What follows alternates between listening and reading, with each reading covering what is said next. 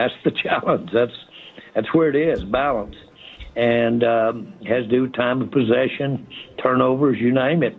You gotta, as Bill Parcells used to say, in a struggle, make sure everybody gets tired at the same time.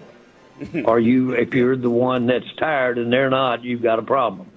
Well, the point is that I think we can look to a balanced.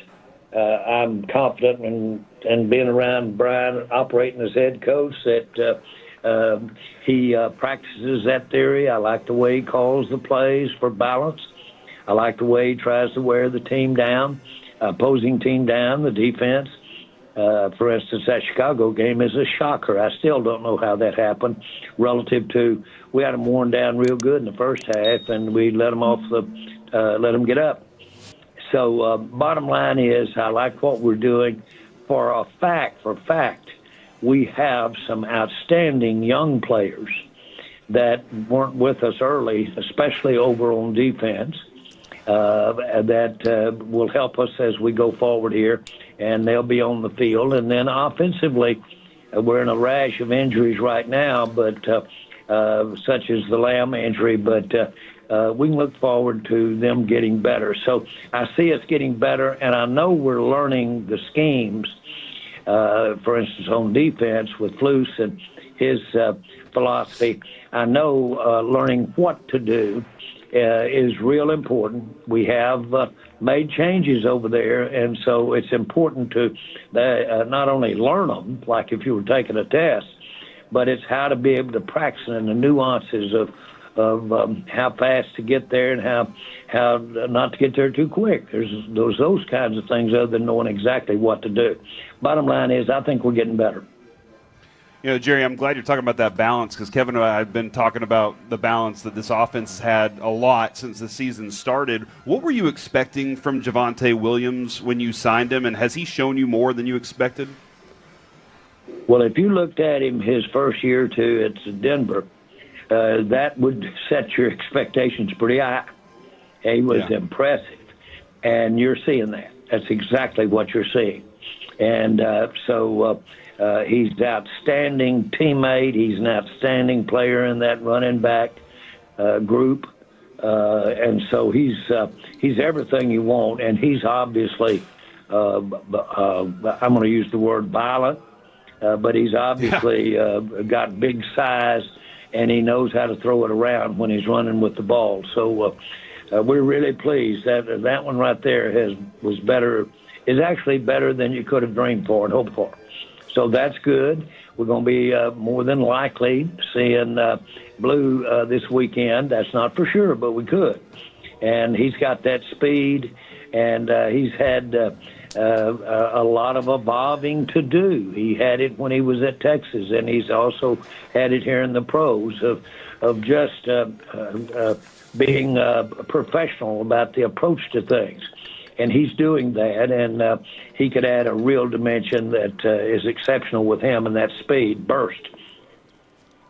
Yeah, I think we're really excited about the potential of being able to see that. Real quick on Javonte, did y'all ever have any conversations with Sean Payton about the player himself?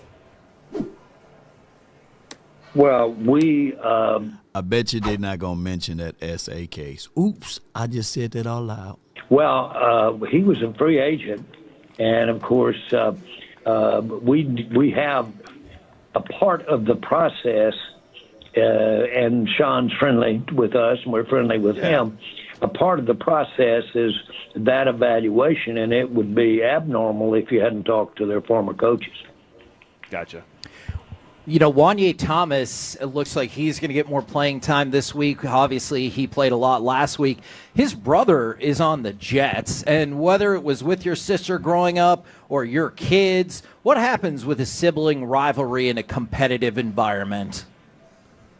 There's nothing like it. I have a sister that's a couple of years younger than me today, and we still play around with each other verbally and just really, I call her Snookums.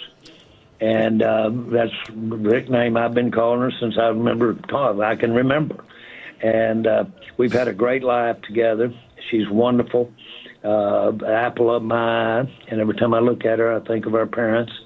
And so, boy, siblings can be beautiful, and they, like your mother, can say things to you that nobody else can. I was getting on a private plane with our entire family years ago, and there were maybe 15 of us getting on. And I was saying sternly as the taskmaster, I want everybody to be in charge individually of your bag. Whatever you do, I'm not going to have any mercy if we get there and somebody's left bags back here in Dallas. And so, boy, we all get on.